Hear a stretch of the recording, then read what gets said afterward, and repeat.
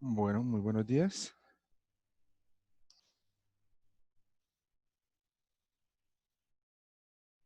Entonces, espero que estén muy bien y les doy la bienvenida para lo que es nuestra quinta clase que tiene como tema la parte de fisiología y anatomía a nivel humano. El día de hoy entonces vamos a comenzar con todo lo que es esta parte. Vamos a hacer un recorrido, digamos, desde la parte eh, a nivel celular y vamos a ir recorriendo hasta allá la parte de los sistemas. Así como las clases anteriores, es una clase bastante extensa y pues es un brochazo de cada uno de los puntos que vamos a ver, ya que de cada una de las temáticas que vamos a ver, pues fácilmente nos saldría una clase de 2, 3 horas. Entonces, como para que tengamos en cuenta que tenemos que empezar a profundizar de pronto un poco más a nivel de cada uno de los temas. Entonces, pues, como les decía, entonces nuestro tema de hoy es histología, anatomía y fisiología animal. Vamos a dedicarnos primero a esta parte de la histología, esa ciencia que estudia toda la parte de las células y de cómo se va a presentar esta función a nivel celular, ya no solo a nivel de organelos celulares, sino cómo esa especialización a nivel de células nos empieza a dar esa funcionalidad a nivel de seres humanos. La parte de anatomía, que ya es toda esta parte de cómo están compuestos los sistemas, cómo estamos compuestos nosotros, y esa parte de fisiología que la vamos a ir trabajando todo el tiempo, que va a ser el cómo se da ese funcionamiento a nivel biológico, a nivel químico, para poder hacer eh, todas las funciones metabólicas vitales completamente. Ahora, si comenzamos con las células, entonces ya comenzamos con esa diferenciación, esa especialización a nivel de las células.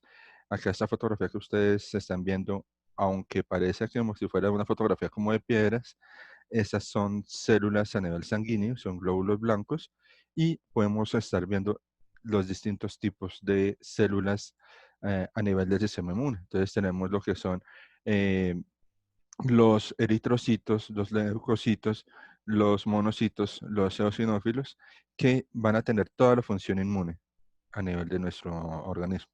Entonces, veamos que dentro de este mundo a nivel celular, pues vamos a encontrar muchas diferenciaciones, sobre todo a nivel de lo que son formas, de lo que son ya diferenciación a nivel de núcleo.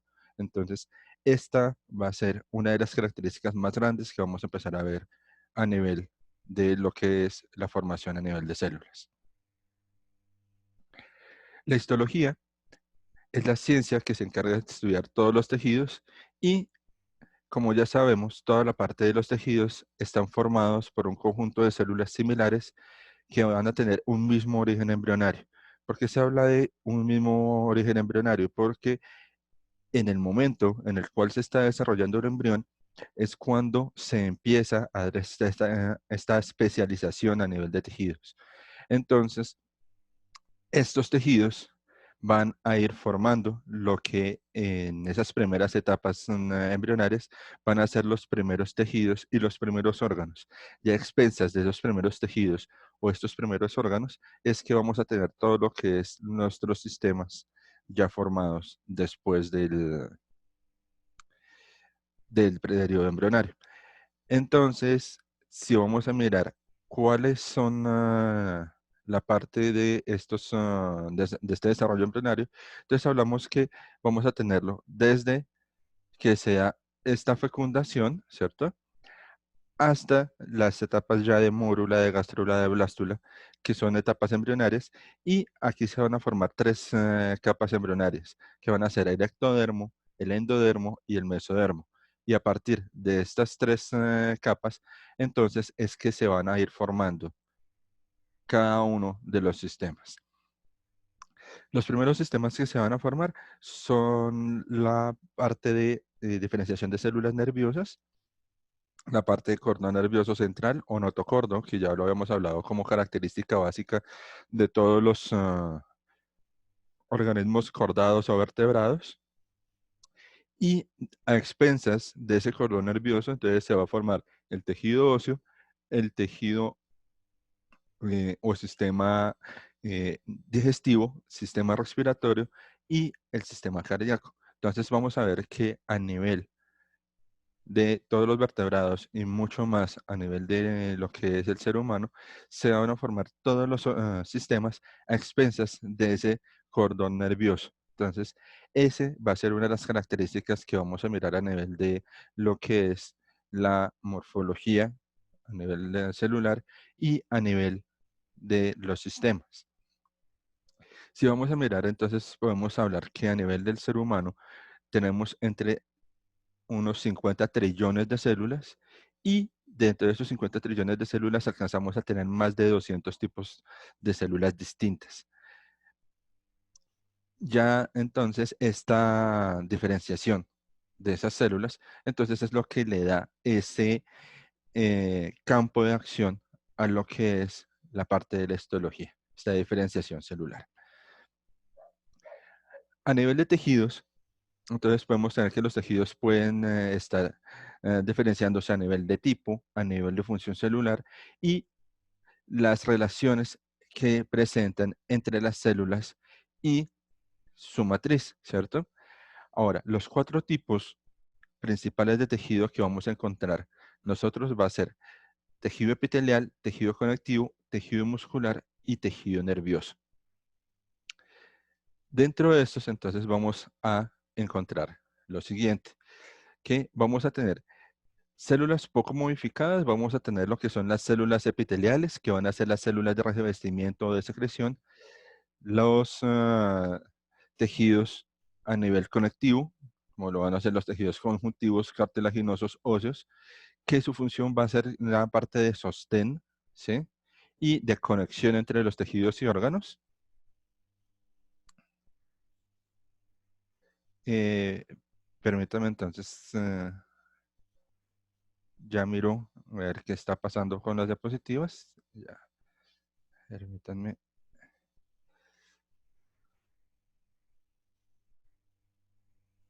Listo, me dicen sí. Entonces vamos a mirar si podemos ver bien las diapositivas y ya las, ya volvemos al...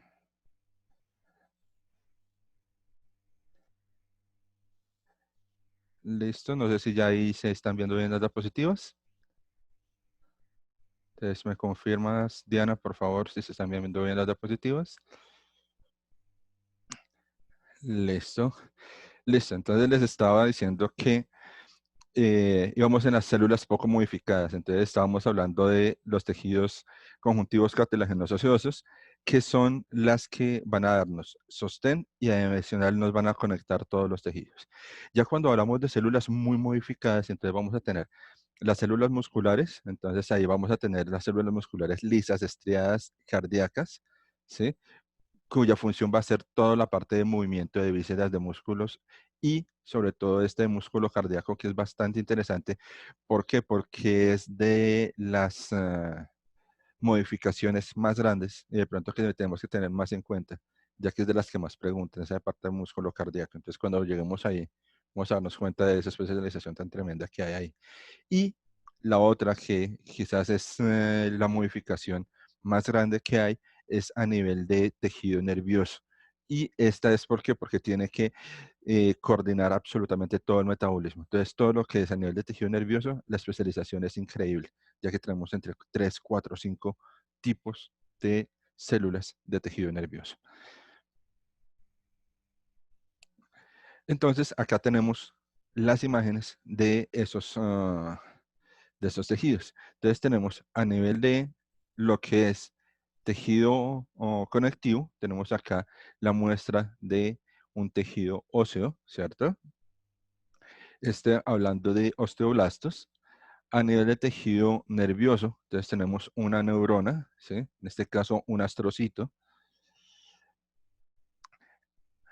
A nivel muscular, entonces tenemos acá un músculo esquelético, un músculo estriado. Y a nivel ya conectivo, entonces tenemos acá lo que es un tejido epitelial de tipo ciliado. Entonces, si se dan cuenta, ya vamos a ir encontrando algunas diferencias entre cómo se van a ver cada una de estas células en cada uno de los tejidos. Ya para comenzar, entonces vamos a comenzar con lo que es el tejido epitelial. Y el tejido epitelial, entonces, vamos a tener que es un tejido de cubierta protectora a nivel de las superficies de todo el cuerpo. Como tal, va a formar el órgano más grande que tenemos a nivel del cuerpo, que es la piel. Vamos también a tener que este tejido epitelial va a tapizar todas las cavidades corporales, va a cubrir tracto digestivo, respiratorio, excretorio y reproductivo.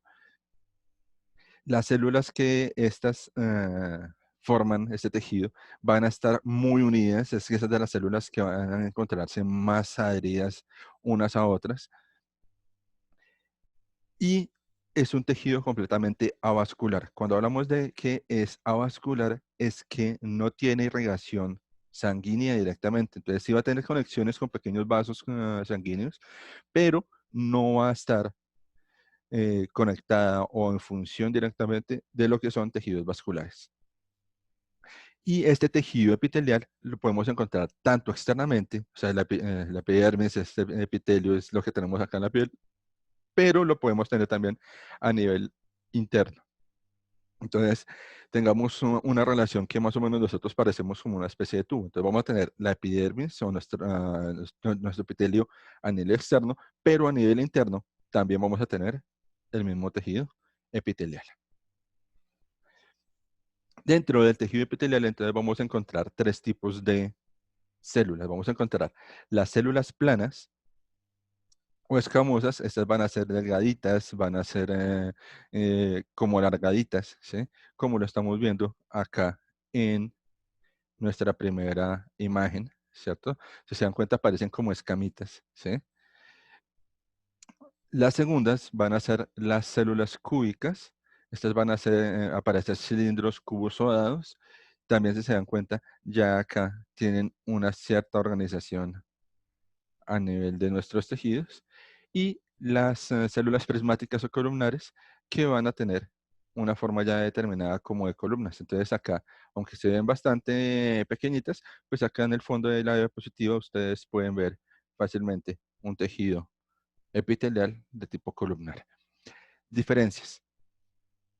La célula plana o escamosa es esa célula que va a estar en la parte externa de la piel. Es una célula bastante flexible, va a permitir el movimiento y contracción de músculos, de órganos. La célula cúbica va a dar mucho más sostén y va a regular también o controlar movimientos. Y la columnar va a dar mucho más estructura, mucho más sostén.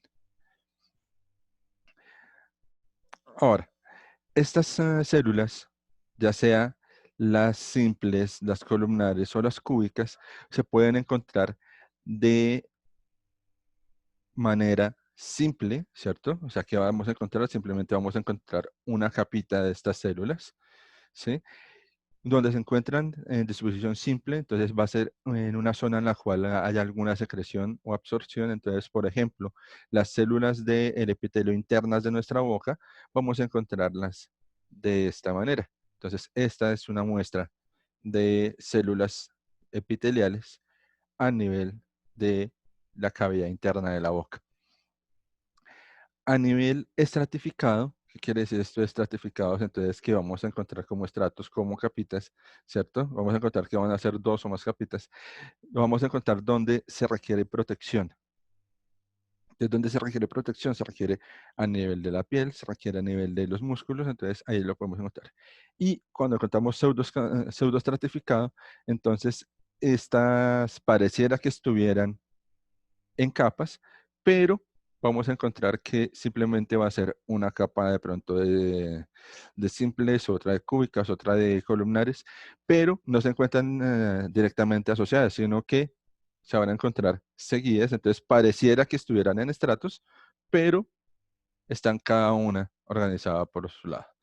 ¿Listo? Entonces, recordemos entonces, me vuelvo acá, podemos encontrar a nivel de tejido epitelial las células de tipo plano, cúbico o columnar, ¿cierto? Y estas se pueden estar disponiendo de manera simple, estratificada o pseudoestratificada. Ya a nivel de la epidermis, entonces, pues nosotros ya vemos que vamos a tener, vamos a tener la primera capita, que es la epidermis, que va a ser de células eh, ya a nivel simple, ¿cierto? A nivel de tejido escamoso.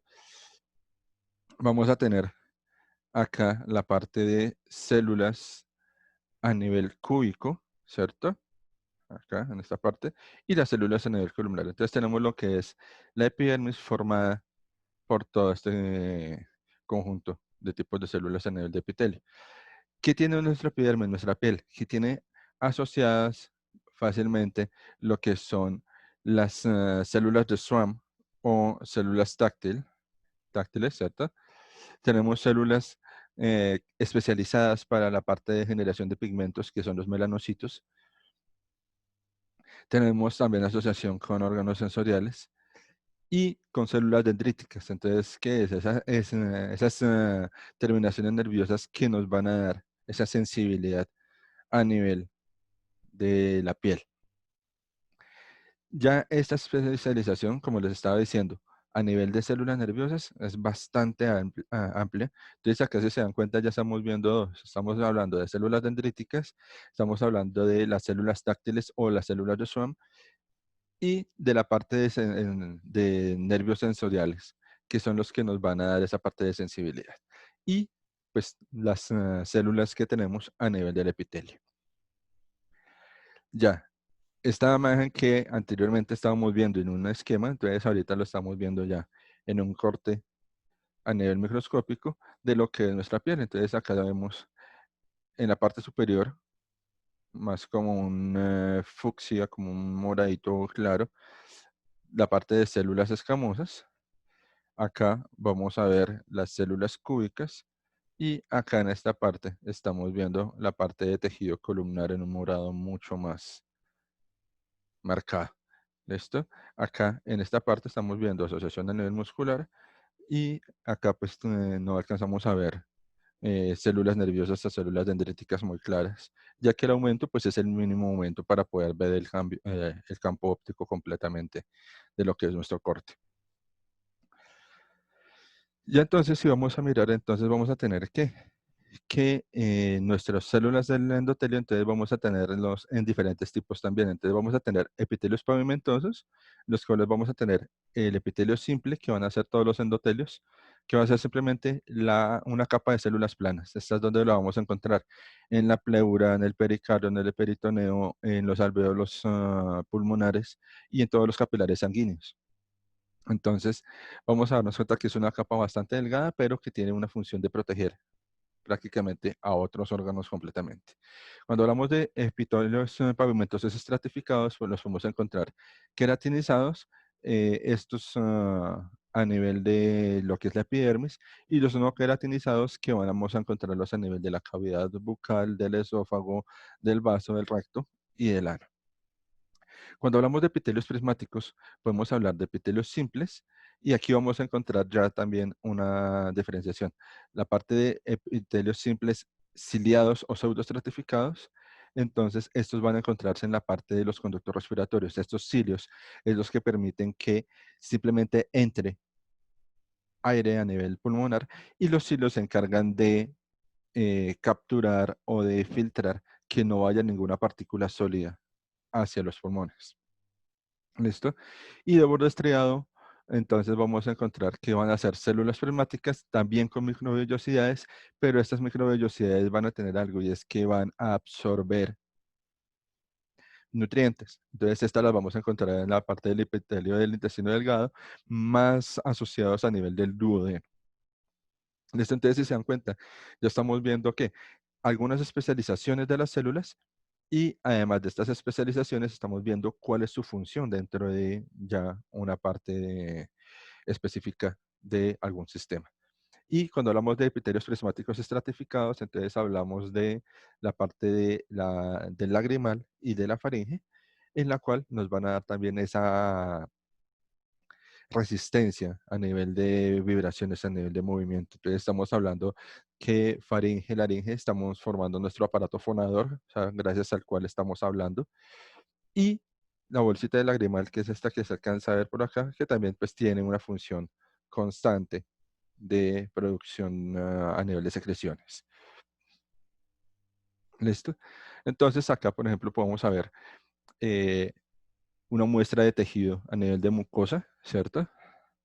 Entonces acá estamos hablando que este tejido vamos a encontrar en boca, vagina y esófago.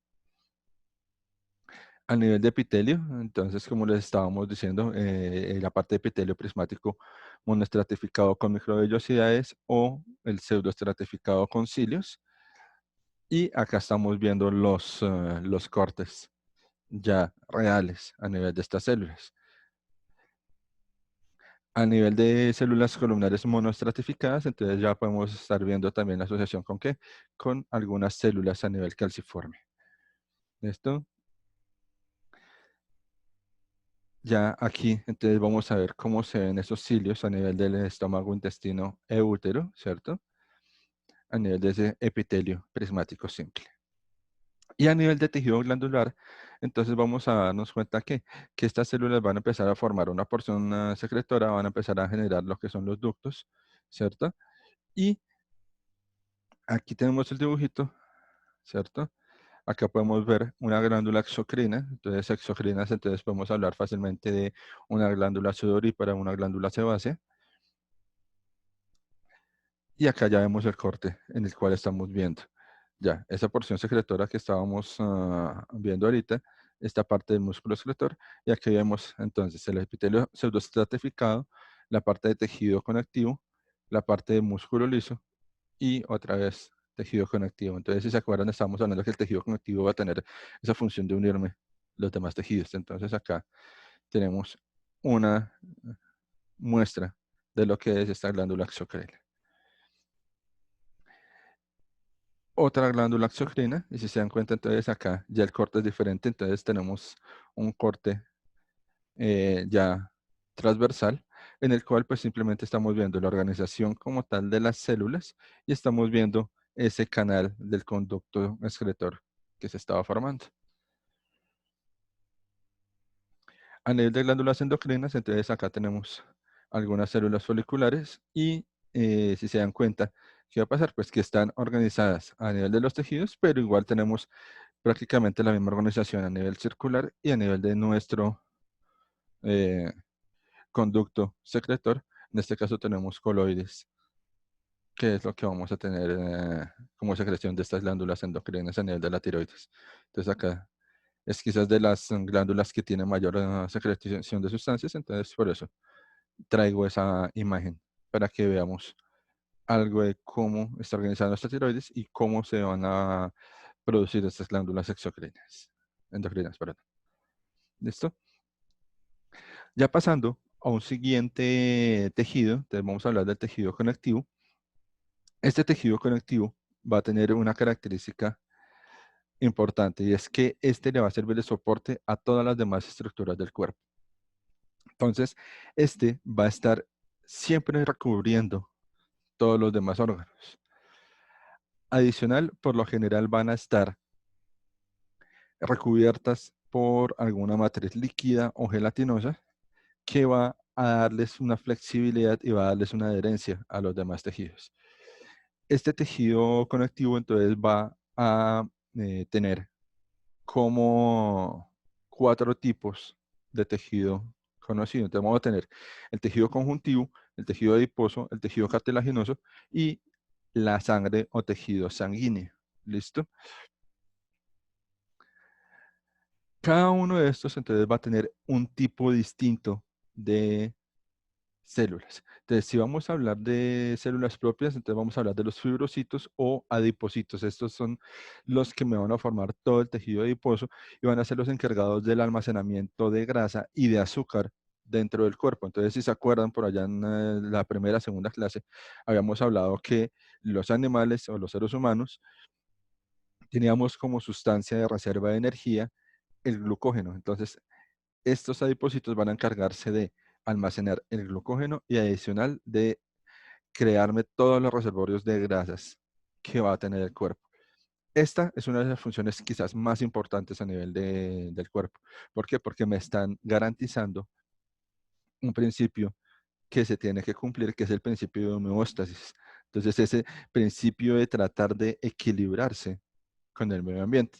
Si se acuerdan, cuando hablamos por allá de las características de la vida, estábamos hablando que para que hubiera vida, se tenían que cumplir las tres leyes de la termodinámica aplicadas a la biología, que era la ley de la conservación de la energía, la ley de la entropía y la ley cero. Entonces, estos adipocitos están haciendo que no se pierda energía y que el cuerpo siempre esté buscando ese equilibrio a nivel homeostático. El segundo grupo de células son las células a nivel sanguíneo. Entonces vamos a tener lo que son los fagocitos. Entonces acá eran los que les estaba mencionando yo ahorita, que eran los eosinófilos, los monocitos, los em, basófilos, ¿sí? Y estos van a cumplir como tal funciones a nivel de sistema inmune. Nuestra primera línea de defensa, que van a ser nuestros linfocitos, ¿cierto? Y vamos a tener células cebadas o mastocitos, ¿listo? Ya dentro de estas, entonces encontramos lo que son los eritrocitos, que van a ser las células de los glóbulos rojos, y nuestros glóbulos blancos, que van a estar dentro de este grupo de los linfocitos, y con cada una de sus especializaciones. A nivel de las fibras, entonces podemos encontrar que van a formarse fibras de colágeno, fibras elásticas y fibras reticulares. Y vamos a encontrar sustancias fundamentales, como les decía, ya sean líquidas, ya sean gelatinosas, que nos van a ayudar que este tejido conectivo se adhiera a los demás tejidos y nos sirva como tejido de sostén de todos los demás tejidos. Acá entonces, ya como les estaba diciendo, a nivel de conjuntivo laxo, entonces vamos a tener la parte de una función a nivel de relleno, cicatrización y protección y de unión. Por lo general van a estar haciendo una función de cicatrización cuando hay alguna corte o laceración a nivel de la piel. A nivel de conjuntivo fibroso, entonces vamos a tener que van a ser las que van a formar las fibras de colágeno, y aquí tenemos una especialización o localización en lo que son los tendones, las cuerdas bucales, los ligamentos a nivel de las articulaciones. A nivel de tejido adiposo, entonces, como les decía, la parte de adipocitos, reserva alimenticia, y por lo general siempre se encuentran debajo de la piel y alrededor de todos los órganos internos.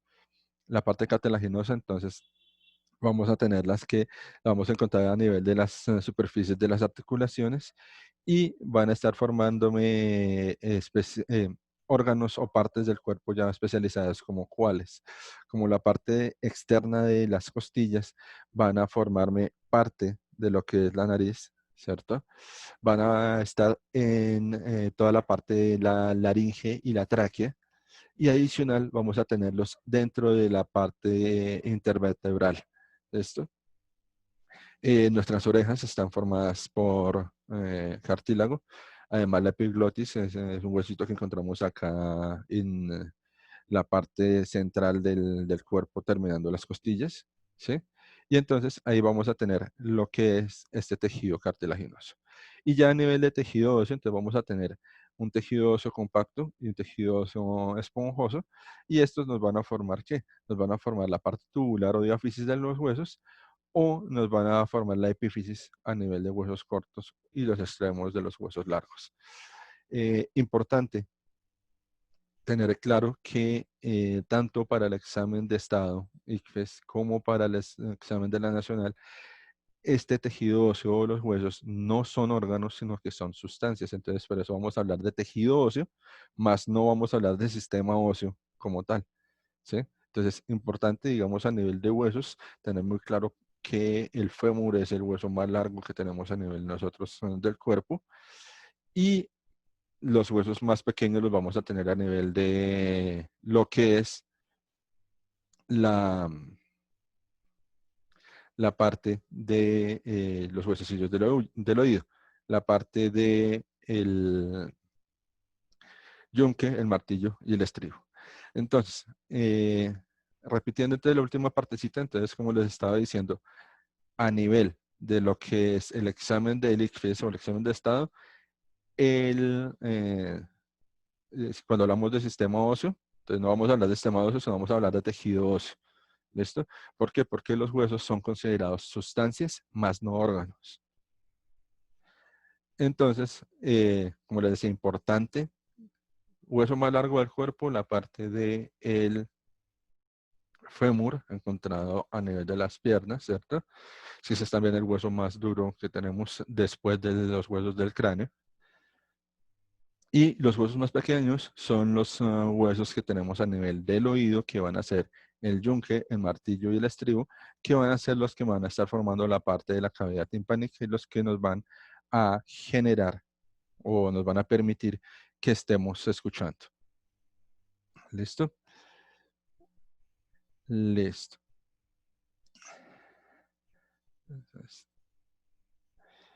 Entonces, a nivel de tejido conjuntivo, entonces también vamos a ver en la parte de las diferencias a nivel de nuestro tejido. Entonces, si se dan cuenta, el tejido laxo, entonces es un tejido muy liso, muy sencillito. Este nos sirve para conectar órganos y nos sirve como reserva de sales y fluidos. El tejido elástico, entonces este nos va a recubrir órganos que se tengan que expandir o contraer, ejemplo, a nivel pulmonar y a nivel arterial. El tejido reticular entonces va a ser una base para muchos de los órganos y el fibroso entonces es el que nos va a formar la parte de los tendones y filamentos. De cada uno de ellos, como estamos viendo, ahí tenemos uno de los cortes a nivel de cada tejido. A nivel de tejido laxo conjuntivo, entonces ya tenemos lo que son adipocitos, fibroblastos y si se dan cuenta, acá los encontramos ya pues claramente. Digamos que esos que se ven como moraditos van a ser los fibroblastos y los adipocitos y mastocitos van a ser los más pequeñitos que vamos a ver ahí. Ya aquí entonces vamos a ver la parte de lo que son las fibras, entonces vamos a ver fibras elásticas, alcanzamos a ver lo que son las fibras de colágeno. Y si se dan cuenta, las fibras elásticas son mucho más delgaditas que lo que son las fibras de colágeno. Estos a nivel que, a nivel de lo que es tejidos, como ya les decíamos, que van a recubrirse, que necesitan flexibilidad. El tejido reticular, entonces acá tenemos lo que son las fibras reticulares y las células plasmáticas. Ya, entonces cuando hablamos de células plasmáticas, acordémonos que estamos hablando de qué, de células de la sangre. Entonces acá estamos teniendo el corte de una arteria. A nivel de tejido adiposo, entonces como le estábamos hablando, entonces acá, tejido adiposo, el de almacenar grasas, si se dan cuenta, son células bastante grandes, muy parecidas a lo que son las células a nivel de las plantas que se encargan de almacenar todo lo que es el almidón. Entonces, tiene esa característica. Son células bastante grandes y van a tener una vacuola que va a encargarse de ese almacenamiento. Entonces, prácticamente todos los demás organelos terminan reducidos a un fragmentico de la célula y su gran mayoría de espacio intracelular va a estar ocupado por esa vacuola que va a estar almacenando esta grasa. A nivel de la sangre o linfa, entonces, como les decía, vamos a tener lo que son las células de los glóbulos rojos o eritrocitos, los leucocitos o glóbulos blancos. Dentro de los leucocitos, entonces, vamos a tener lo que son los linfocitos y vamos a tener lo que son todos los fagocitos que ya les había mencionado anteriormente. Pero dentro de la sangre y la linfa, entonces también vamos a tener otro tipo de células que van a ser las plaquetas. Ya a nivel de tejido conectivo, entonces también podemos tener lo que es cartílago o hueso, y estas van a estar formando lo que es el esqueleto a nivel de los vertebrados completamente. Entonces, a nivel de tejido óseo, entonces, si se dan cuenta, acá fácilmente podemos tener ¿qué? Podemos tener esta parte del tejido óseo esponjoso, que les había hablado, y la otra parte de tejido óseo, que me va a formar ya una capa más dura. Entonces, si se dan cuenta, tenemos los dos tipos de tejido en en la misma estructura. ¿Listo? Entonces, a nivel de tejido óseo, importante lo que son los osteocitos. Estas son las que van a formar o van a alojar lo que son las lagunas óseas, y van a formar lo que son los calcóforos, que van a ser órganos o túbulos por los cuales se van a estar comunicando estas células. Los osteoblastos, que son los que se van a encargar de formar los huesos, de fijar esa parte del calcio en los huesos, y los osteoclastos, que son los que van destruyendo la parte del hueso y la parte de la sustancia intracelular ósea. ¿Por qué se tiene que dar esto? Entonces, el osteoblasto genera hueso, el osteoclasto lo degrada ¿para qué? Para que haya crecimiento a nivel óseo. ¿Listo? Y como tal, la sustancia que se encuentra dentro de estos tejidos, dentro de estas células, va a ser la osteína, que va a ser la que le va a dar esa parte de sustancia intracelular que va a generar un movimiento, un entretejido entre este tipo de células. A nivel de tejido muscular, entonces, vamos a tener un tejido especializado para contraerse. Este tipo de tejido va a tener algo, y es que sus células se van a organizar por grandes fibras y por una longitud bastante alta. ¿Listo? Ya todo lo que son las fibras musculares se van a encontrar unidas por microfibrillas, y vamos a tener una función muy activa de lo que son la actina, la miosina, y presencia a nivel de lo que es ATP más magnesio y ATP más calcio, ya que esto es lo que nos va a permitir que a nivel de movimiento se vaya a dar el desplazamiento de las fibrillas, y que haya la contracción o la relajación. Cuando tenemos la actina y la miosina más ATP más calcio, entonces, ¿qué va a pasar? Que se va a desplazar una fibra sobre la otra, y el sarcómero se va a cerrar. En ese momento tenemos lo que es la contracción muscular. Cuando tenemos la presencia de ATP más magnesio, entonces, ¿qué va a pasar? Que estas fibras, en lugar de seguirse uniendo, se van a volver a separar. El sarcómero se separa, y tenemos lo que es la relajación muscular. Entonces, a nivel muscular, como les decía, vamos a tener el tejido liso. Este lo vamos a tener especializado para la qué? Para lo que son movimientos involuntarios. ¿Listo? Entonces, todo lo que tenga que ver con movimientos involuntarios va a tener un tipo de tejido muscular de tipo liso. Cuando hablamos de movimientos voluntarios, vamos a estar hablando de un músculo estriado. ¿Listo? Si se dan cuenta, son las dos primeras células que encontramos. Y tenemos un tercer tipo de tejido muscular, y este solo lo encontramos a nivel del corazón, que es el tejido muscular cardíaco. Pero, ojo con esto, el corazón es el único órgano con tejido de características estriadas involuntarias. Entonces, ¿qué quiere decir? Que es una mezcla prácticamente entre un tejido estriado y un tejido liso.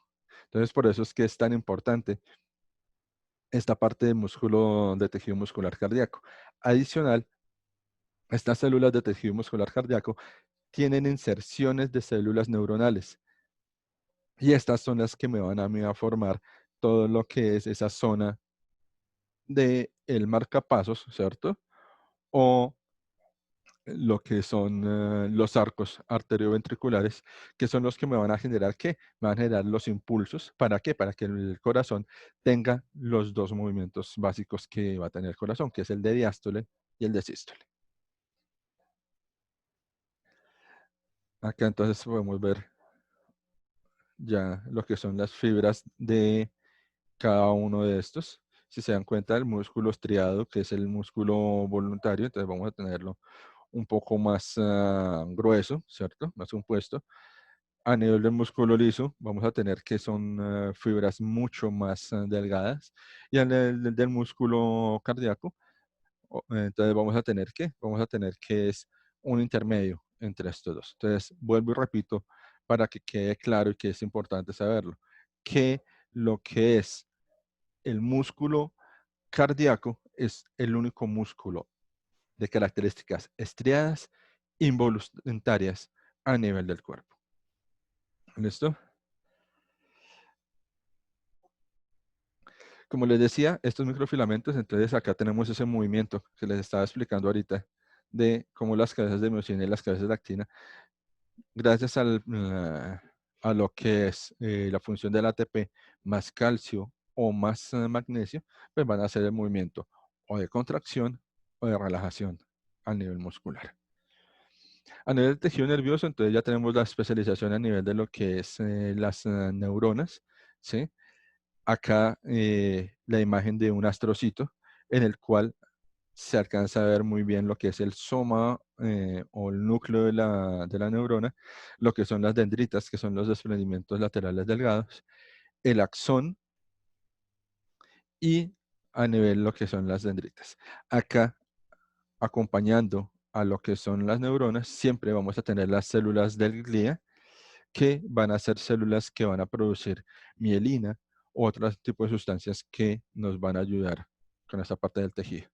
Entonces ya otra imagen de lo que son los astrocitos, ¿cierto? Y vamos a ir mirando que estas células que les decía yo, células del glía o células de la mielina, entonces van a ir recubriendo la neurona y esto permite que haya ese impulso electroquímico que se va a dar. ¿Para qué? Para la transmisión como tal de neurotransmisores, y esto nos permite que se pase todo lo que es la parte de la sensación nerviosa o la conexión nerviosa conocida como sinapsis. En esto vamos a tener entonces tres tipos de células nerviosas de tipo neurona. Vamos a tener las neuronas sensitivas, las neuronas motoras y las interneuronas. Cuando hablamos de neuronas sensitivas, entonces vamos a hablar que estas se pueden dividir en termorreceptoras, que van a ser células que van a captar diferencias de temperatura, quimiorreceptoras, que van a ser células que van a captar diferencias de pH o diferencias químicas. Vamos a tener lo que son las mecanorreceptoras, que van a captar diferencias a nivel de presión, y las fotorreceptoras, que van a captar diferencias a nivel de la luz. Estas células las vamos a encontrar que, si se acuerdan, les estaba hablando de esas células asociadas a lo que es la parte de la epidermis. Entonces ahí tenemos lo que son quimiorreceptoras, mecanorreceptoras, termorreceptoras, y cuando hablamos de fotorreceptoras, entonces estamos hablando a nivel de la piel de lo que son los melanocitos, y si hablamos de fotorreceptores, estamos hablando de qué? De las células a nivel ocular. Cuando hablamos de quimiorreceptores, entonces también podríamos hablar a nivel bucal de lo que son las papilas gustativas. ¿Listo? Las neuronas motoras son todas aquellas que van a estar formando toda la parte de la corteza, sustancia blanca, sustancia gris a nivel del cerebro. Y las interneuronas las vamos a encontrar muy marcadas a nivel de la médula espinal, y son las que nos van a permitir esa conexión entre ¿qué? Entre las células sensitivas y las neuronas motoras. Entonces son las que nos van a permitir esa conexión entre lo que es la sensación y la reacción. Los astrocitos son de los principales tipos de células que vamos a encontrar a nivel de nuestro cerebro, de nuestra sustancia gris, sustancia blanca, característica que tienden a tomar una forma de estrella, aunque si se dan cuenta, pues no es muy clara en algunas de ellas, pero pues sí se alcanzan a ver de esta manera. ¿Listo? Acá vamos a tener lo que es el canal de lo que es el líquido cefalorraquídeo, y vamos a ver estas células ependimarias o también células a nivel de interneuronas. Entonces son células de conexión, y si se dan cuenta tiene mucho que ver con ese líquido cefalorraquídeo que también vamos a estar viendo. ¿Listo? Y las células de la mielina, entonces son las que me van a producir, como les dije, esa mielina, esa sustancia que va a permitir ese paso eléctrico, esa sinapsis, y las encontramos acá, a nivel de un corte transversal de lo que son los nervios. ¿Listo? Esa era nuestra primera parte de la clase de hoy, que era la parte de histología. Entonces, si nos damos cuenta, la especialización a nivel de los tejidos es bastante alta, solo hablando de los 4 tipos de tejido principales, ¿no? Ahora vamos a entrar a la parte de anatomía y de fisiología, haciendo una claridad, y es que fácilmente podemos comenzar con nuestro sistema cardíaco, pero nos podemos ir devolviendo en cualquier momento. Si estamos en sistema digestivo, en sistema respiratorio, nos podemos devolver fácilmente otra vez a nuestro sistema cardíaco. ¿Por qué? Porque, como les dije, embrionariamente, lo que fue nuestro sistema óseo, nuestro sistema nervioso, nuestro sistema digestivo, nuestro sistema respiratorio, todo está uno encima de otro. Por eso esta primera imagen, para tratar de borrar esa imagen que a veces nos hacen ver, que es que tenemos 11 sistemas distintos aparte, ¿sí? Entonces, no, todos los sistemas están directamente interconectados uno con el otro. Entonces, prácticamente podríamos hablar que es un solo sistema funcionando en perfecta armonía, y por eso vamos a estar hablando de los distintos sistemas, pero metiéndole de una vez función o unión con otro sistema. ¿Listo? Entonces, vamos a comenzar con nuestro sistema respiratorio. Entonces, nuestro sistema respiratorio tiene una función básica y bastante importante, que es que el intercambio gaseoso. Entonces, fijémonos una cosa, acá sería como una primera corrección a nivel de lo que es terminología a nivel biológico, ¿sí? Cuando hablamos de respiración, hablamos de el término o la función de respiración celular, que nosotros ya lo vimos en algún momento, que fue esa parte en la cual la célula realiza la glucólisis, ciclo de Krebs, cadena de fosforilación oxidativa o de transporte de electrones, y hay la producción de ATP, hay la producción de energía. Entonces, siempre que hablamos de respiración, hablamos de producción de energía, ¿sí? Pero cuando hablamos de sistema respiratorio, ¿estamos hablando de qué? Estamos hablando de un sistema de intercambio gaseoso en el cual se inspira oxígeno y se exhala dióxido de carbono. Ese cambio de oxígeno, ese intercambio gaseoso, no produce energía, sino que genera un gasto energético.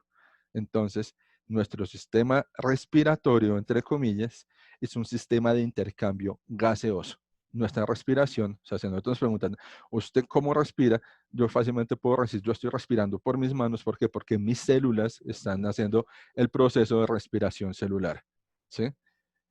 ¿Cómo intercambio gaseosamente el oxígeno y el dióxido de carbono? Lo hago por medio de mi sistema respiratorio, y este sistema respiratorio está compuesto por las siguientes partes. La primera, vamos a tener lo que es las vías nasales o las fosas nasales. Son 2 cavidades que se encuentran formadas después de lo que es la parte de la formación cartilaginosa de la nariz, ¿cierto?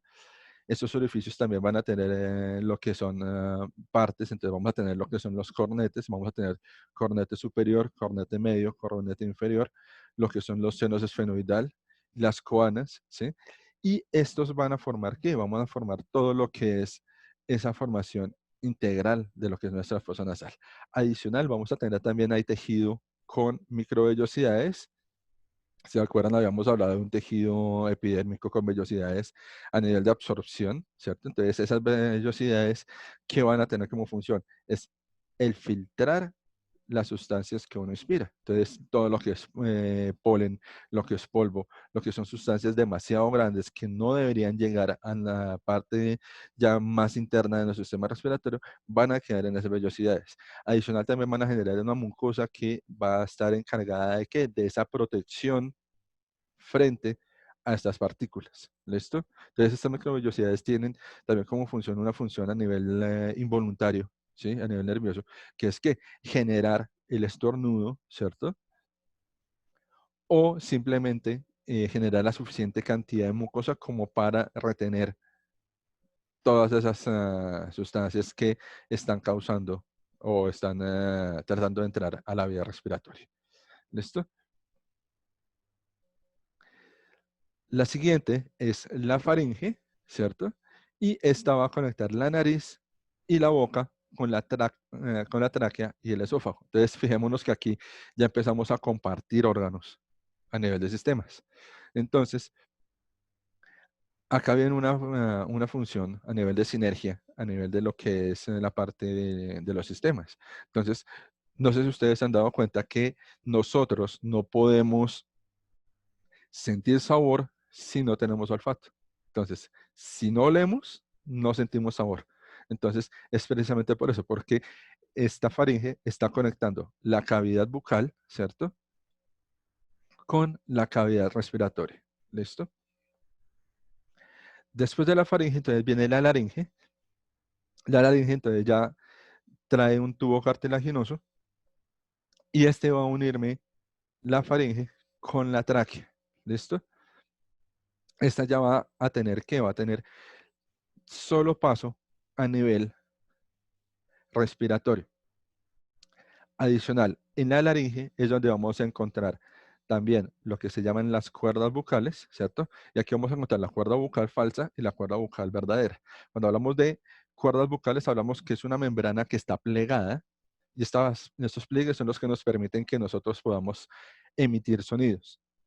La cuerda bucal falsa es la que se conoce como la epiglotis y esta tiene como función que separar las sustancias que van para el esófago, ¿cierto? Para la parte de vía digestiva y las que van para la tráquea, para la vía respiratoria. Entonces ahí tenemos que vamos a tener esa división completa a nivel de los dos sistemas. ¿Listo? La tráquea es de los órganos semicartilaginosos. ¿Por qué se habla de semicartilaginoso? Porque como tal no vamos a tener anillos completos a nivel de cartílago, sino que vamos a tener un semicartílago. ¿Sí? ¿Por qué? Porque vamos a tener una especie de U de cartílago y de resto vamos a tener un tejido conjuntivo o conectivo que va a terminar el tubo. En esta parte que no está cartilaginosa es donde viene al lado ubicado la parte del esófago a nivel del sistema digestivo. Entonces, como van los dos tubos unidos, entonces por eso la tráquea no es una formación completa a nivel de cartílago, sino que es semicartilaginoso. ¿Listo? La tráquea, entonces, va a ramificarse ya a nivel interno de los pulmones en lo que son los bronquios. Su función, transportar todo lo que es el aire, ¿cierto? Que se inspiró en el primer movimiento a nivel respiratorio, que es el de inspiración. Ya a nivel de los pulmones, entonces vamos a tener una característica bastante interesante y es que vamos a tener un pulmón más grande que el otro, ¿cierto? Estamos hablando que nuestro pulmón izquierdo es mucho más pequeño que nuestro pulmón derecho. ¿Por qué? Porque en esta pequeña cavidad que ustedes ven, aunque aquí digamos que en el dibujo se ve que es muy pequeña, pero siempre es significativamente más pequeño el pulmón izquierdo, vamos a tener que va a estar ubicado el corazón. Entonces vamos a tener una característica que es que nuestro pulmón izquierdo está bilobulado y nuestro pulmón derecho va a estar trilobulado. ¿Listo? Entonces ahí tenemos esa diferencia. Nuestros pulmones entonces están formados también por lo que son los bronquiolos, los bronquios y unas células especializadas para lo que es el intercambio gaseoso que van a ser los alveolos. Entonces, la función como tal de intercambio gaseoso la van a realizar estos alveolos. ¿Listo? Entonces, los bronquios, entonces, como les decía, son prolongaciones de la tráquea y estos van a estar formando cada uno entre 3 bronquios secundarios. En algunos casos pueden ser 2, en algunos casos pueden ser 4, depende de la persona. ¿Listo? Y ya dentro de nuestros bronquios, entonces vamos a tener los bronquiolos y aquí, si se dan cuenta, entonces vamos a tener ¿qué? vamos a tener irrigación sanguínea. Entonces aquí vamos a tener ¿qué? Vamos a tener la entrada de lo que son las venas pulmonares. Estas venas pulmonares van a venir con sangre, con dióxido de carbono, con desechos a nivel del organismo, ¿cierto? Entonces vamos a llamarla lo que comúnmente le dirían sangre impura o sangre sucia, ¿cierto? Y acá en los bronquiolos vamos a encontrar ¿qué? Vamos a encontrar lo que son estas cavidades en las cuales vamos a tener los alveolos. Los alveolos, entonces, en ese momento van a, por un cambio de gradiente de concentración, van a tomar el dióxido de carbono que traen las venas, ¿cierto? Lo van a pasar al bronquiolo y el oxígeno que está entrando lo van a pasar a las venas. Aquí, en esta parte pulmonar, sucede algo, y es quizás en las únicas venas que se presenta, y es que después de que pasa esto, las venas pulmonares se empiezan a fusionar y se empiezan a engrosar. Entonces van a salir lo que se llaman la arteria pulmonar. ¿Sí? Entonces es una fusión de las venas pulmonares y ya esta arteria pulmonar entonces lleva el oxígeno de vuelta al corazón ya sin dióxido de carbono y ya con oxígeno. Entonces, por eso necesita que sea más gruesa la parte de la arteria para soportar la presión que tiene el oxígeno. ¿Listo? Y como les estaba diciendo, entonces acá está la imagen de cómo se lleva a cabo ese intercambio gaseoso entre lo que son los alveolos pulmonares. ¿Listo? ¿Qué músculos están asociados a esto? Lo que son músculos intercostales, entonces todo lo que es en la parte de las costillas, ¿cierto? Porque también van a ayudar a que al movimiento a nivel pulmonar, adicional también van a ser de protección y vamos a tenerlos dentro de una función bastante importante. ¿Listo? Y quizás el otro que vamos a tener es el diafragma, que es el que va a dividir toda la parte abdominal de la cavidad torácica y va también a tener movimientos de inspiración, expiración. O sea, este es el que va a permitir que los pulmones se contraigan, se expandan y se genere la inspiración y la expiración. ¿Listo? Como les estaba mencionando ahorita, entonces ya vimos que dentro del sistema respiratorio tiene una función importantísima, lo que es el sistema circulatorio. Entonces, nuestro sistema circulatorio, entonces, va a ser el que va a comunicar absolutamente todo el cuerpo, ¿cierto? Va a ser el que se va a encargar de trasladar todas las que son sustancias básicas que van a necesitar nuestro cuerpo. Entonces, vamos a tener nutrientes, vamos a tener lo que son sustancias esenciales, etcétera. Entonces, ese es el sistema que va a transportar absolutamente todo. ¿Listo? A nivel de nuestro sistema circulatorio, entonces es importante la parte de la sangre que ya hemos hablado que está formado por las plaquetas, ¿cierto? Por los glóbulos blancos o leucocitos, por los glóbulos rojos o eritrocitos. ¿Listo? Los glóbulos rojos, entonces, acordémonos, son las únicas células que en el momento de especializarse pierden su núcleo, a excepción de las aves, que son las únicas que todavía conservan su núcleo. Estos glóbulos rojos por lo general van a tener una forma bicóncava, entonces esta forma de moneda sí se presenta completamente y de sus principales funciones son las que van a transportar el oxígeno gracias a la hemoglobina a todas las partes del cuerpo. ¿Listo?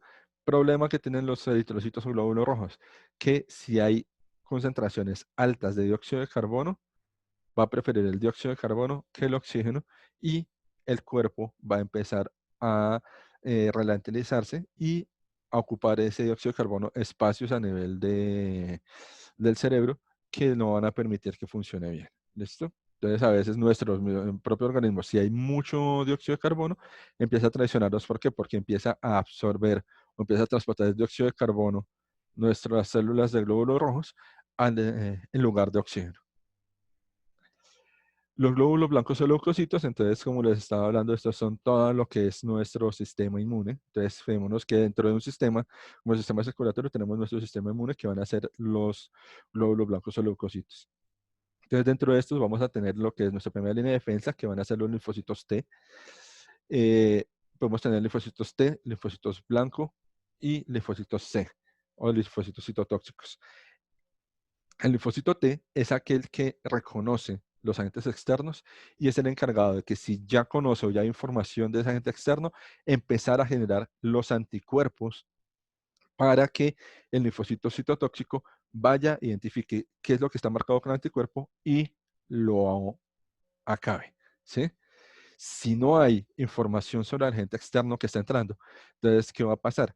Que un linfocito blanco va a ir, va a reconocer las características del agente extraño y va a empezar a generar el anticuerpo para ese agente extraño. Entonces, ese linfocito blanco se convierte en un linfocito T que ya tiene la información de ese agente extraño. Después de que genera el anticuerpo, este anticuerpo va y se le pega al agente extraño y ya cuando está marcado con el anticuerpo, va el linfocito citotóxico y este es el encargado de eliminar todo agente extraño que esté marcado con ese anticuerpo.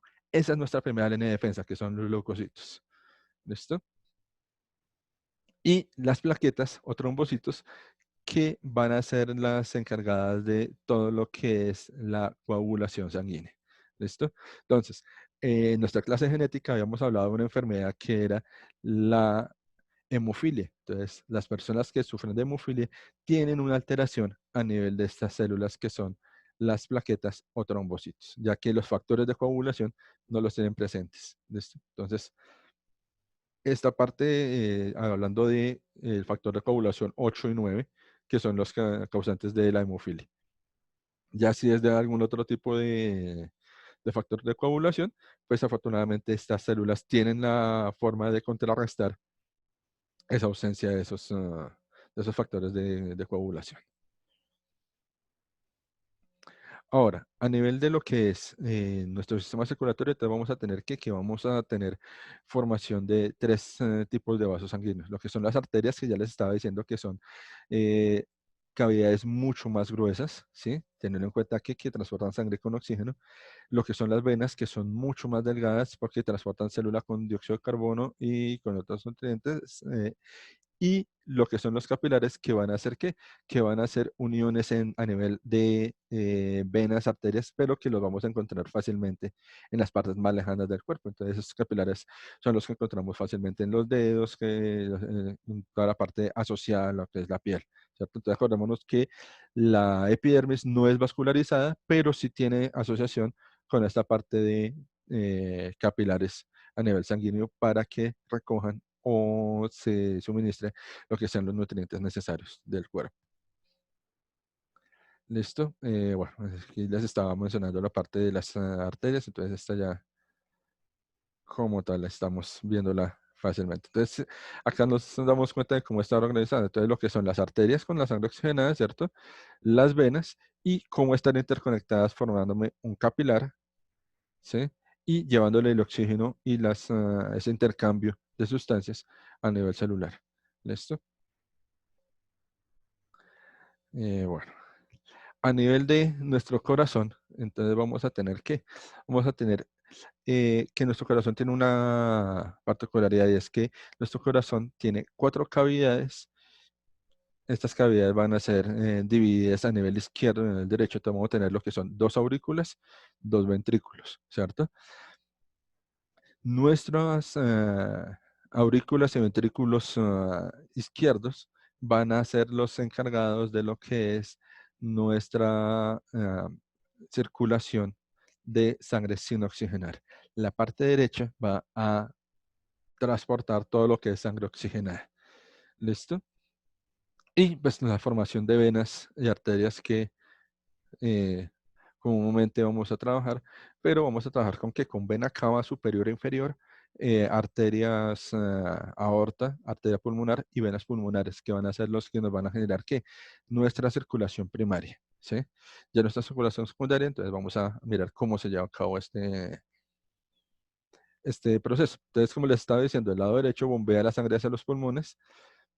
Esta sangre entonces se hace el intercambio gaseoso que estábamos hablando ahorita cuando vemos lo de los alveolos y después vuelve de este intercambio gaseoso de los pulmones, entra otra vez por la arteria pulmonar al, al lado izquierdo del corazón y este bombea la sangre con oxígeno a toda la parte del cuerpo a través de las arterias.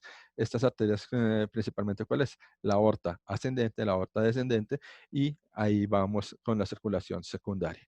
Importante tener claro que si vamos a hablar de nuestro lado derecho, ¿cierto? Acá entonces vamos a tener lo que se llama la válvula bicúspide, ¿sí? Esta válvula bicúspide es la que va a permitir que sea el paso del ventrículo a la aurícula y que no se devuelva la sangre. ¿Listo?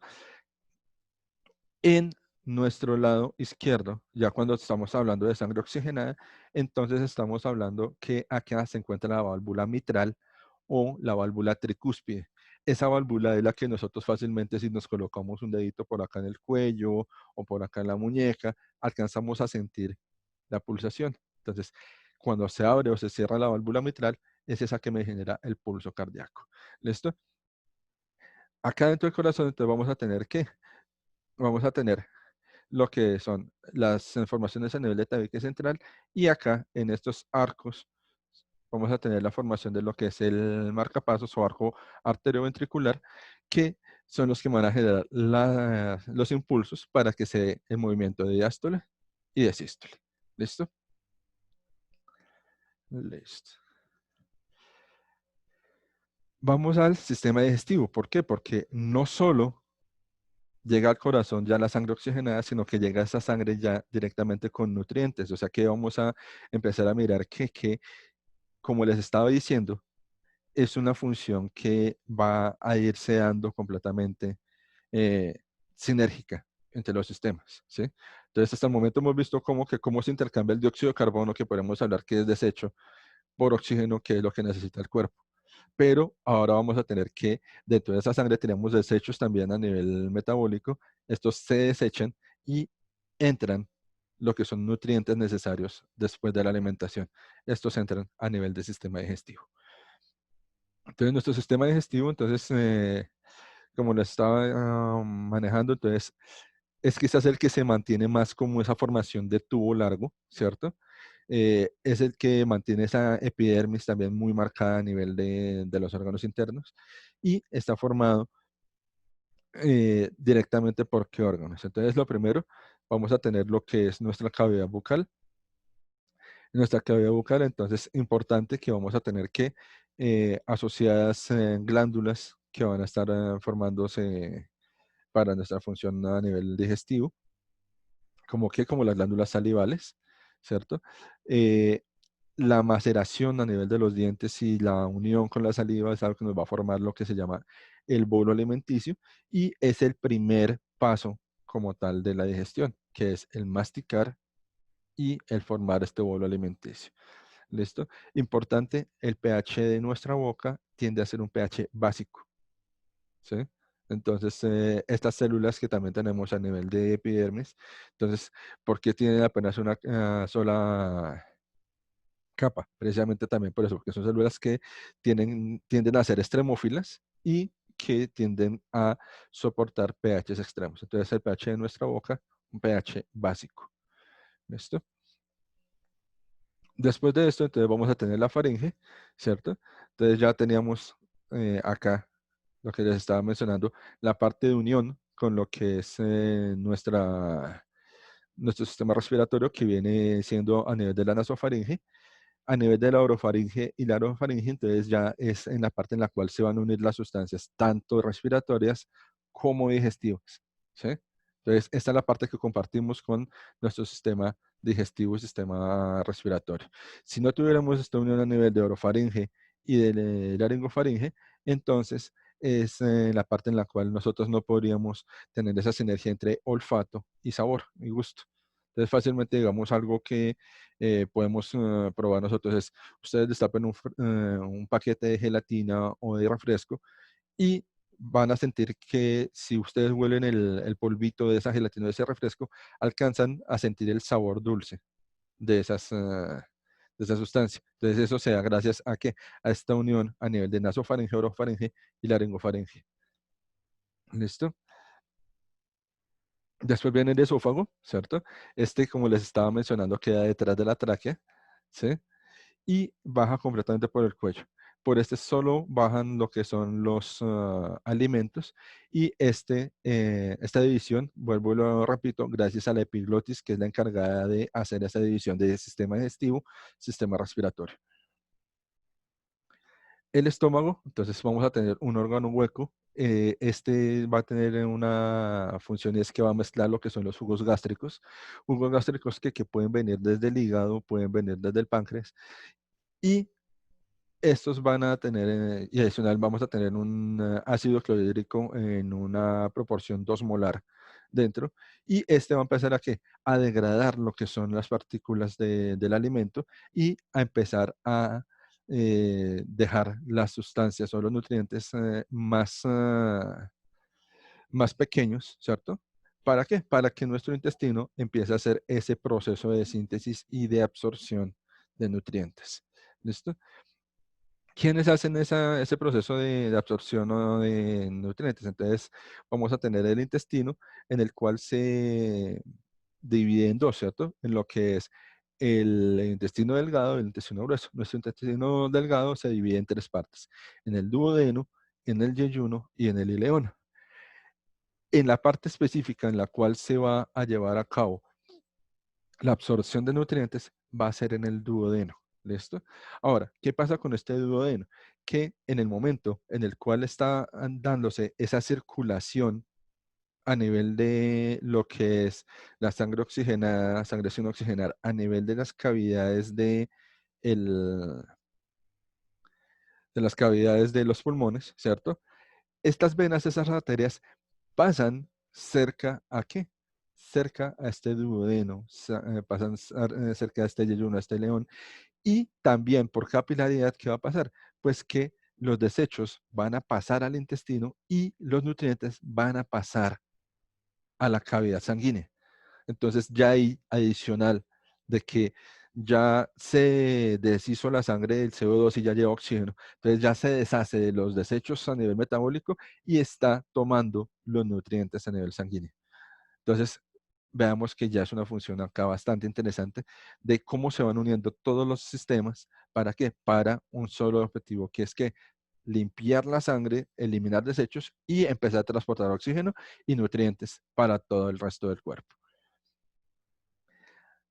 Cuando hablamos de intestino grueso, entonces vamos a hablar ya de lo que es el colon. Entonces tenemos colon ascendente, colon transverso, colon descendente, y como tal, ¿qué vamos a tener como función del intestino grueso? El intestino grueso va a empezar ¿a qué? Va a empezar a reabsorber toda el agua que esté pasando a nivel del sistema digestivo. Entonces, si pasó agua por el intestino delgado y no fue absorbida, entonces, ¿qué pasa? Que el intestino grueso es el encargado de reabsorber el agua, ponerla otra vez a circular a nivel del cuerpo, y ya todo lo demás que se va a quedar ahí, todos los desechos, entonces es lo que ya se transforma en lo que es la materia fecal y la va a pasar a el recto para ser expulsado después. ¿Listo? Y ya a nivel del recto, entonces vamos a tener ¿qué? Vamos a tener recto esfínter, eh, y eso nos va a formar lo que es la cavidad del ano. Entonces, ¿qué pasa? Que el esfínter es ese músculo que permite que se abra o se cierre el músculo rectal, ¿sí? Estos esfínteres también los vamos a tener a nivel del sistema urinario, ¿sí? Entonces, es un músculo involuntario, pero que con el transcurso del tiempo, nosotros como seres humanos podemos volverlo voluntario.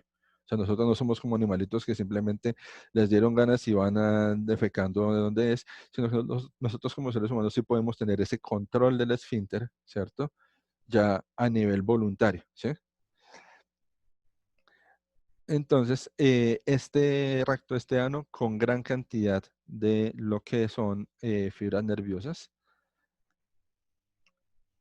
y pues con también microvellosidades que pueden ayudar a qué, a la parte de la excreción más sencilla. ¿Listo? Como les estaba hablando a nivel de este sistema, entonces tenemos lo que son glándulas anexas, entonces vamos a tener las glándulas salivales, entonces aquí estamos viendo las glándulas parótidas, la submaxilar, la sublingual, que son las que me van a producir esa saliva a nivel de la boca. ¿Listo? Otra glándula anexa, entonces vamos a tener lo que es el hígado, ¿cierto? Y el hígado, entonces, importante a nivel del sistema digestivo, ya que me produce la bilis y esta nos va a procesar todo lo que son las grasas para que sean absorbidas a nivel del cuerpo. El páncreas, entonces, este también importantísimo por su función, ya que va a producir enzimas que van a regular ¿qué? La glucosa. Entonces, este es el encargado de uno quizás de esos mecanismos homostáticos más grandes del cuerpo, que es que la generación de insulina y la generación de glucagón. Entonces, la insulina, ¿qué va a hacer? La insulina me va a bajar los niveles de glucosa en la sangre, pero cuando está muy bajo el nivel de glucosa en la sangre, entra el glucagón y me va a subir los niveles de glucosa en la sangre. Entonces, como ya se subió el nivel de glucosa en la sangre, entra la insulina a bajarlos, ¿cierto? Y el glucagón cuando está bajito entra a subirlos. Entonces es un sube y baje entre estas dos hormonas, insulina y glucagón, que me van a ir regulando esa glucosa. ¿Peligroso? ¿Cuándo qué? Cuando el nivel de insulina y de glucagón está igual, está paralelo. ¿Por qué? Porque tenemos que tenemos una curva de glicemia plana. Entonces, en este caso podemos tener, en casos benéficos, pues que es una persona que puede fácilmente pasar de diabetes a hipoglicemia en cualquier momento, pero podrá llegar a ser un caso tan grave como un coma diabético, precisamente porque no hay regulación de azúcar a nivel del cuerpo. ¿Listo? Y vamos a nuestro sistema quizás más importante, ¿cierto? Que nuestro sistema nervioso, ya que es el sistema que va a empezar a regular absolutamente todo el cuerpo. Entonces, nuestro sistema nervioso, entonces, como ya les había mencionado, cuando vemos tejido nervioso, entonces va a estar completamente formado por células de tipo neuronal. Estas, entonces, como les había mencionado, tres tipos de neuronas: la neurona sensitiva, la interneurona y la neurona motora, y van a ser los encargados de que funcione absolutamente todos los demás sistemas. ¿Esto gracias a qué? Gracias a ese proceso de sinapsis que se lleva a qué? Gracias a lo que son los receptores de membrana específicos y ese paso de neurotransmisores a nivel del cuerpo. ¿Listo? Entonces vamos a comenzar con qué? Vamos a comenzar con quizás el órgano más importante a nivel del cuerpo, que es nuestro cerebro. ¿Listo? Entonces vamos a tener que de nuestro cuerpo, nuestro cerebro, eh, es más o menos el 2% de nuestra masa corporal. Entonces el 2% de nuestro peso es solo nuestro cerebro, pero siendo nomás el 2% de nuestra masa corporal, es el que va a gastar quizás entre un 20 a un 30% de la energía total del cuerpo. Entonces, nosotros, un 30% de la energía que fabricamos a nivel de procesos digestivos, de todos los procesos, toda esa energía va a ir nomás al funcionamiento de nuestro cerebro. Nuestro cerebro adicional está dividido en dos hemisferios, ¿cierto? Está dividido por una línea ventral, que es la que nos va a dividir los dos hemisferios, en el hemisferio izquierdo y el hemisferio derecho. Estos dos hemisferios teniendo cada uno una función distinta, ¿sí? Adicional, a nivel de hemisferios tenemos algo, y es que por evolución, en el momento en el cual el mono empezó a levantar las manos y a utilizarlas como herramientas. Ustedes leyeron ya el libro que les sugerí en la primera clase, que fue del papel del trabajo en la transformación del mono al hombre. Se dieron cuenta que en ese levantar las manos, separarlas del piso y empezar a utilizarlas como herramientas, que hubo una migración como tal de la posición de la columna vertebral con relación al cerebro. Entonces, en el momento que se da ese movimiento, ese levantarse, hubo una rotación a nivel de la médula espinal que hace que que nuestro hemisferio derecho controle motoramente todo lo que pasa en el lado izquierdo y nuestro hemisferio izquierdo controle todo lo que motoramente pasa a nivel del lado derecho. Entonces, esa inversión a nivel de la médula ya empieza a dar una función a nivel del sistema nervioso bastante interesante a nivel de nuestro cuerpo. Después, entonces, también podemos hablar que nuestro cerebro no solo se queda con lo que es dos hemisferios, sino que vamos a tener lo que son los lóbulos. Vamos a tener nuestro lóbulo frontal, ¿cierto? Vamos a tener nuestro lóbulo parietal, ¿sí? Entonces, lóbulo frontal, parietal. Vamos a tener el occipital y vamos a tener el temporal, que vamos a encontrarlo más hacia el fondo. ¿Listo? Esas son las posiciones a nivel de de nuestros cuatro lóbulos. ¿Listo? Y a nivel de lo que es la corteza externa, entonces vamos a tener que células especializadas para lo que es algunas funciones a nivel de nosotros como seres humanos, ¿cierto? Entonces, por ejemplo, vamos a tener lo que es el área motora del lenguaje o el área de Broca. Vamos a tener el área sensorial del lenguaje, que va a ser la parte del área de Wernicke, ¿sí? Vamos a tener el área de la comprensión de lectura, ¿sí? Que ustedes lo están viendo aquí en la gráfica marcada. Acá tenemos también algo interesante y es que empezamos a darnos cuenta que sí existen diferencias a nivel de lo que es el cerebro femenino y el cerebro masculino. En el caso de las mujeres, vamos a tener que esta área motora del lenguaje, el área de Broca, se encuentra más desarrollada que en el hombre.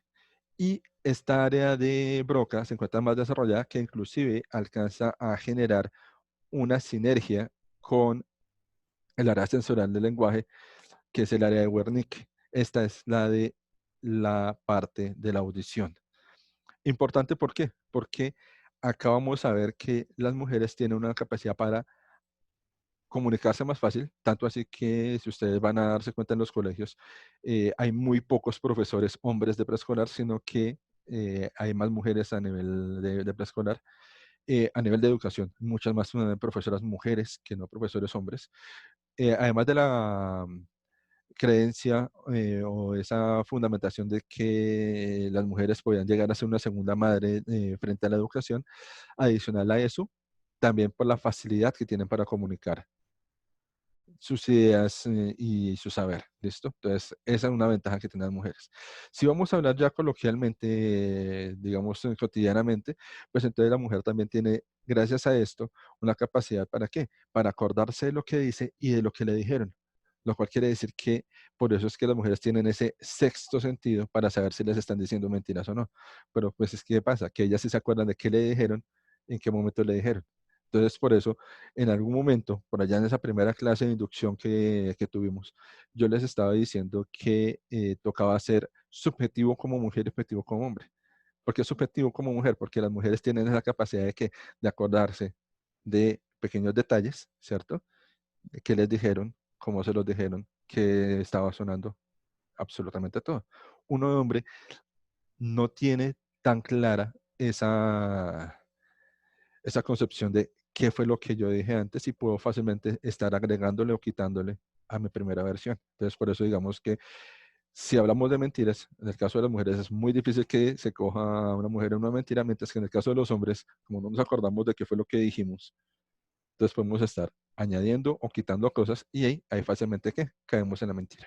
Esto, entonces fijémonos eso en una simple parte que es el desarrollo de estas áreas que tenemos acá.